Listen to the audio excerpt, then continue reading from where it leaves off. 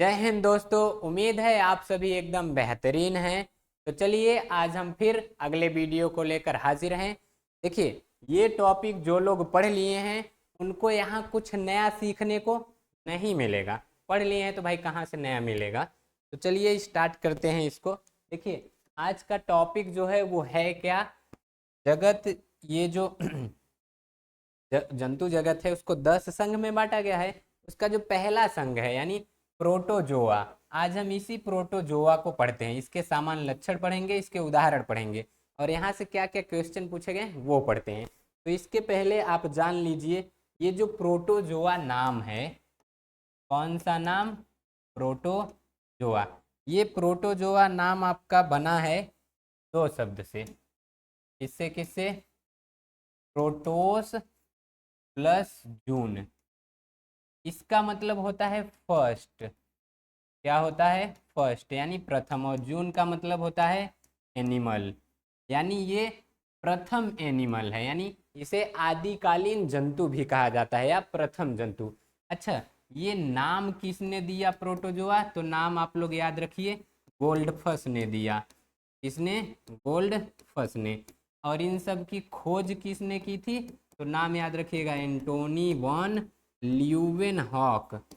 कौन? Antonie van Leeuwenhoek. और protozoa के अध्ययन को यानी इसके स्टडी को क्या कहते हैं? प्रोटोजूलॉजी। क्या कहेंगे? प्रोटोजूलॉजी। ठीक, अब इसी को आप पीडीएफ में चाहते हैं तो देखिए, सब पीडीएफ में आपको मिलेगा। बढ़िया से आपको पीडीएफ में इधर एक तरफ से लिखा गया है कि नहीं, संघ प्रोटोजोआ। प्रोटोजोआ दो शब्द से बना है। ये देखिए, प्रोटोस जून। प्रोटोस का मतलब फर्स्ट यानी प्रथम, जून का मतलब एनिमल। अन्य नाम प्रथम जंतु, आदिकालीन जंतु। खोज एंटोनी लियोनार्ड गोल्डफस इसका नाम दिए, और प्रोटोजूलॉजी इसका अध्ययन, इसके अध्ययन को कहते हैं। यानी बायोलॉजी की वो शाखा जिसके अंतर्गत प्रोटोजोआ के बारे में पढ़ते हैं उसे प्रोटोजूलॉजी कहते हैं। तो अगला आप लोग देखिए, ये जो प्रोटोजोआ है ना, में टोटल अगर कुल जीव की बात करें, या कह लीजिए में कुल जीव हैं 50,000, और इसमें से विलुप्त हो गए हैं 20,000। कितने? 20,000।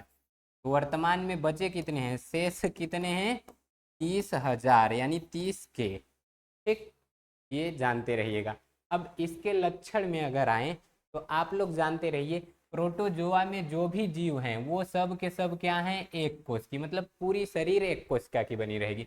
ये यूकैरियोटिक है, मतलब इनमें केंद्रक पूरी तरह से विकसित रहेगा, सभी कोशिकांग पाए जाएंगे। माइटोकांड्रिया, एंडोप्लाज्मिक रेटिकुलम, ये सब गोल्गी, ये सब अच्छे से पाए जाएंगे।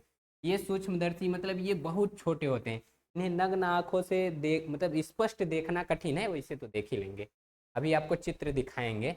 वास स्थान, मतलब ये काय पाए कहाँ जाते हैं? तो जल में पाए जाएंगे, कीचड़ में पाए जाते हैं, नदी तालाब पोखरी पोखरा में पाए जाते हैं। उसके साथ साथ ये परजीवी भी होते हैं, यानी कुछ दूसरे अन्य जंतु के शरीर में भी पाए जाते हैं। उसके साथ एक और बात याद रखिए, ये फ्री लिविंग भी होते हैं। क्या होते हैं? फ्री लिविंग, मनमानी रहेंगे जहाँ मन करेगा। अब ये या तो अकेले पाए जाएंगे या तो ग्रुप में पाए जाएंगे, यानी कॉलोनी बना के। अगला क्या है, इनमें गमन अंग अगर हम देखें तो सीलिया है। सीलिया किस में हो? सीलिया को क्या कहते हैं? रोमाभ। और ये पाया किस में जाता है? पैरामीशियम में। और तो फ्लैजला है, और एक कसाभिका कहते हैं, कूटपाद है, स्यूडोपोडिया कहते हैं, यही इसको समझिए। इनमें जो गमन अंग है, क्या है? गमन अंग। तो एक तो है सीलिया, अगला क्या है? फ्लैजला। ठीक, और क्या है? कूटपाद है, जिसे स्यूडोपोडिया कहते हैं। क्या कहते हैं? कूटपाद। सीलिया किस में है? तो ये है पैरामीशियम में। अभी चित्र सबका दिखा रहे हैं।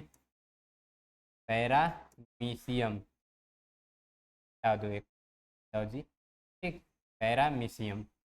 और ये फ्लैजला किस में है? तो ये युग्लिना में है। और कूटपाद का गमन अंग, तो ये कूटपाद किसका गमन अंग है? तो वो अमीबा का है। ये बात क्लियर है? आगे बढ़ते हैं। देखिए, ये क्या है? अमीबा का चित्र। अभी इसके साथ साथ ये वाला अभी कहाँ गया? ये लाइनियाँ अभी पूरी हुई नहीं थी। इसका जो सही है जी। देखो, ये जो होते हैं इनमें या तो एक केंद्रक पाया जाएगा या तो बहुत से केंद्रक पाएंगे। जैसे पैरामीशियम में दो केंद्रक पाए जाते हैं, लघु और गुरु। इनके शरीर पे एक आवरण रहता है जिसे पेलिकल कहते हैं। जैसे हम लोगों पे स्किन का आवरण है, इन पे पेलिकल का। इनमें अलैंगिक जनन भी होता है और लैंगिक भी। तो देखो, इनमें जो जनन है, यानी क्या है, जनन, तो ये अलैंगिक भी होगा और लैंगिक भी होगा। तो देखो, अलैंगिक जो होता है ये होगा विखंडन द्वारा, या कह लो मुकुलन द्वारा, या द्विमुकुलन द्विविखंडन। और लैंगिक जनन जो है ये संयुग्मन द्वारा होगा। इसके द्वारा, संयुग्मन द्वारा।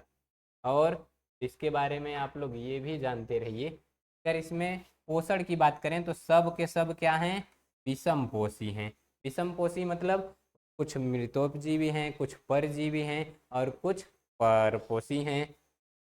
तो ये देखो, यूग्लिना को छोड़कर, यूग्लिना स्वपोषी है क्योंकि उसमें क्लोरोप्लास्ट पाया जाता है, लवक पाया जाता है, वो प्रकाश संश्लेषण कर लेगा। एग्जाम्पल है अमीबा, पैरामीशियम, यूग्लिना, प्लाज्मोडियम, इसके साथ ट्रिपैनोसोमा, लिस्मानिया।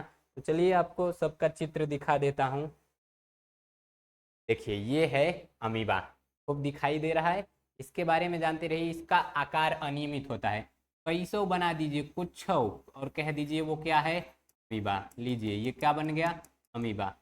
इसमें गमन अंग क्या है, उत्पाद। अगला इसी को देखिए, चित्र द्वारा खूब बढ़िया बना के समझा दिया गया। ये क्या है, इसका केंद्रक है। तो ये सब स्क्रीनशॉट ले लीजिए। कॉन्टेक्टाइल वैक्यूल है, इसमें पानी की मात्रा को नियंत्रित करेगी। अगला ये देखिए, क्या है ये, जल्दी जल्दी बताइए। इसको कहते हैं यूग्लिना। ये जंतु और पौधे दोनों के बीच की रोधक कड़ी है, यानी जंतु का भी लक्षण पाया जाएगा, पौधा का भी लक्षण। ये तो हम आपको दिखा रहे हैं कि असली में कैसा होता है। अब आप लोग ये भी जान लीजिए, इसको चित्र में देखेंगे तो कैसा रहेगा, ये बनाना जब रहेगा आपको। तो देखिए, ये फ्लैजला है कि नहीं, यही है इसका गमन अंग। क्या लिखा है, फ्लैजलम। एक रहेगा फ्लैजलम, एक से ज़्यादा रहेगा फ्लैजला। ठीक है। ये किस तरह का रहता है, इसे देखिए, ये ग्रीन कलर का रहता है। और ये जो आवरण है, यही आवरण है पेलिकिल। क्या है, पेलिकिल। ठीक। ये जंतु और पौधे के बीच की रोधक कड़ी है। ये देखिए, इसको तो आप लोग पहचानते ही होंगे। चलिए जल्दी से इसका नाम कमेंट कर दीजिए तो देखें कौन कौन जानता है इसको। नाम कमेंट करके बताइए। ये चप्पल के आकार का होता है और नाम क्या है इसका, पैरामीशियम। ये बगल बगल देखिए बाल पाया जा रहा है, इसी को कहते हैं सीलिया। यही क्या है, सीलिया। और अच्छा वाला इसका चित्र देखेंगे, लीजिए देखिए, एकदम एचडी वाला चित्र। क्या है ये, पैरामीशियम। आकार कैसा, चप्पल के जैसा। अमीबा, अनियमित आकार। और आगे ये देखिए, ये है प्लाज्मोडियम। अच्छा, इसकी एक स्पोरोजोइट अवस्था होती है। ये क्या करता है, ये मलेरिया रोग उत्पन्न करता है। कौन सा रोग, मलेरिया रोग। तो ये आप जानते रहिए, मलेरिया का ये रोग जनक है। और रोग वाहक कौन है, तो मादा एनाफिलीज। कौन है, मादा एनाफिलीज। ये मादा एनाफिलीज मच्छराइन है। मच्छर जो होते हैं वो बेचारे सीधे साधे होते हैं, और जो महिलाएं हैं वही चुड़ैल प्रकृति की होती हैं। ये देखिए, मादा एनाफिलीज चुड़ैल कहीं की, बुखार उत्पन्न करती है। इसी का देख लीजिए, ये है स्पोरोजोइट, यानी उसी की संक्रामक अवस्था। ये क्या है, उसी की संक्रामक अवस्था। आप लोग जरा इसके बाद ये बताइए, ये क्या है। अच्छा, नाम लिख दिए हैं। चलिए, अच्छा अब नाम लिख दिए हैं तो क्या बताएं। ये है ट्रिपैनोसोमा। और ये एक रोग उत्पन्न करता है जिसे कहते हैं निद्रा रोग। क्या, निद्रा रोग, स्लीपिंग सिकनेस। देखिए, सब में आवरण पाया जा रहा है कि नहीं, तो और बढ़िया से देखेंगे। लीजिए, देख लीजिए, स्मार्ट बोर्ड का कमाल है ये देखिए, एंटमीबा हिस्टोलिटिका, ये जिम्मेदार है पेचिस के लिए। इसके लिए, पेचिस के लिए। ठीक। और लीजिए, एंटमीबा हिस्टोलिटिका है, एकदम बढ़िया से देख लीजिए। ये देखिए, इसमें बहुत से प्रोटोजोआ हैं। तो यहाँ पर ये क्या है, एंटमीबा हिस्टोलिटिका। इसका नाम जरा आप लोग बताइए तो। ये है लिस्मानिया। ये काला अजार रोग उत्पन्न करता है। कौन सा रोग, काला अजार। ये सब क्वेश्चन पूछे गए हैं। ये है प्लाज्मोडियम। इधर देखिए, ये जल्दी जल्दी कमेंट करके बताइए, आप सबको बता दिया गया है। और देख लीजिए, लीजिए जल्दी जल्दी इसका नाम कमेंट कीजिए, इसका नाम कमेंट में बताइए ज़रा, क्या है ये सब, बताइए बताइए ज़रा। देखिए सब दिखाई दे रहे हैं, अब थोड़े हो सकता हो धुंधले हो गए हों। लीजिए, लिस्मानिया, यही काला आजार रोग उत्पन्न करता है। ये एक चित्र इसका बचा हुआ था बढ़िया वाला, देख लिए। अब आपसे कुछ क्वेश्चन पूछ रहा हूँ। देखिए पहला क्वेश्चन है, मलेरिया परजीवी और अमीबा किस श्रेणी में रखे गए हैं, यानी आपको बताना है कि इसको किस संघ में रखा गया है। अगला है, कौन सा जंतु चप्पल के आकार का होता है, तो नाम कमेंट कर दीजिएगा, कौन सा चप्पल के आकार का होता है। अगला क्वेश्चन है, अमीबा का प्रचलन अंग। अगर ये सब क्वेश्चन आप नहीं बता पा रहे हैं तो वीडियो को स्टार्टिंग से देख लीजिए। यहाँ देखिए, हरा प्रोटोजोआ के नाम से किसे जाना जाता है, और उसी को जंतु और पौधे के बीच की संयोजक कड़ी भी कहते हैं। और अगला, तो मनुष्य में एंटमीबा हिस्टोलिटिका कहाँ पाया जाता है। अच्छा ये बताना भूल गए, चलिए जान लीजिए, उसके आंत में पाया जाता है। कहाँ पाया जाएगा, आंत में। मलेरिया बुखार पैदा करने वाला प्रोटोजोआ, यहाँ प्रोटोजोआ रहेगा, ठीक। कौन है, तो चलिए कमेंट में बताइए। काला आजार उत्पन्न करने वाला प्रोटोजोआ कौन सा है। निद्रा रोग किसके कारण उत्पन्न होता है, तो ये सब कमेंट में आप बताइए। तो आज हम क्या समझे हैं, चलिए स्टार्टिंग से देख लेते हैं क्या क्या पढ़े हैं। अब इसी तरह से पढ़ाई आप लोगों की डेली होगी। आ गया जी।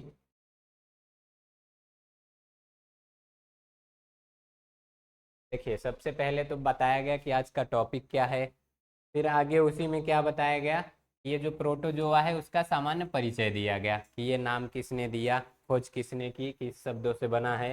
अगला है, ये उसी का पीडीएफ लिखा हुआ है। सामान्य लक्षण बताया गया, सामान्य लक्षण में आप लोगों को लक्षण बताने के बाद यहाँ पर जो चित्र दिखाए गए हैं, ठीक। इसी तरह से आप लोग जिस भी टॉपिक को पढ़ना चाहते हैं कमेंट करके बताइएगा, हम उस पर एक नया वीडियो बना देंगे। तो आई होप ये सब आपको अच्छे से समझ में आया होगा। मिलते हैं अगले वीडियो में, तब तक के लिए जय हिंद।